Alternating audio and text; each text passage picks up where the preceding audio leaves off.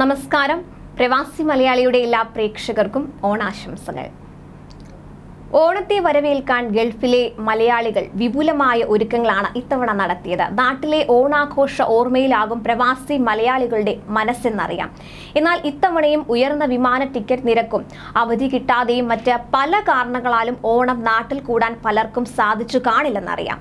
അവരെല്ലാം തന്നെ വളരെ ഗംഭീരമായി തന്നെ ഇത്തവണ ഓണം ആഘോഷിക്കുന്നുണ്ട്. മലയാളി സംഘടനകളുടെ ആഭിമുഖ്യത്തിൽ ലേബർ ക്യാമ്പുകളിലും മറ്റും ഓണാഘോഷം തകൃതിയിൽ നടക്കുകയാണ്. പൂക്കള മത്സരം, പുലികളി, തിരുവാതിര, ഘോഷയാത്ര തുടങ്ങിയവയും അരങ്ങേറും. വിവിധ എമിറേറ്റുകളിൽ മലയാളികൾ ജോലി ചെയ്യുന്ന സ്ഥാപനങ്ങളിലും ലേബർ ക്യാമ്പുകളിലും ഓണസദ്യ ഇന്ന് ഒരുക്കും.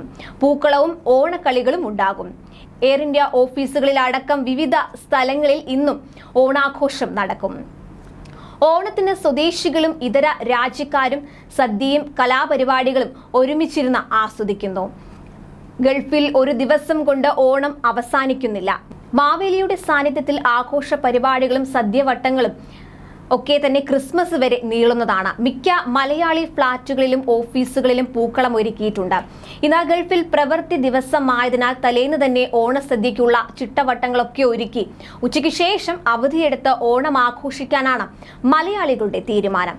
എത്ര ജോലി തിരക്കാണെങ്കിലും രാവിലെ ഫ്ളാറ്റിലെ ഇത്തിരി വട്ടത്തിൽ പൂക്കളമിട്ട ശേഷം ജോലിക്ക് പോകുന്ന മലയാളികൾ ധാരാളമുണ്ട്. സ്കൂൾ തുറന്നതിനാൽ കുട്ടികൾ തലേ ദിവസം തന്നെ രാത്രി പൂക്കളം ഒരുക്കിയാണ് പിറ്റേന്ന് സ്കൂളിലേക്ക് ഇന്ന് പോയത്.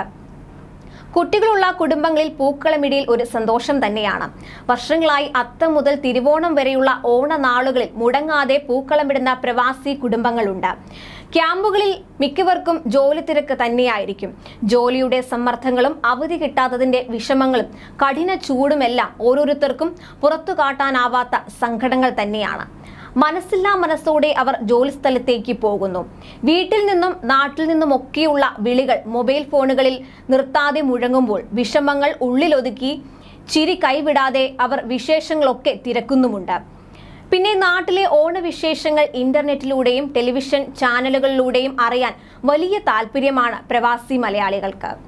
നാട്ടിലുള്ളവർക്ക് ചിത്രങ്ങൾ അയച്ചു കൊടുക്കുന്ന തിരക്കിലാണ് മറ്റു ചിലർ സെൽഫിയും വീഡിയോ കോളും ഒക്കെയായി അങ്ങനെ നീളുന്നു.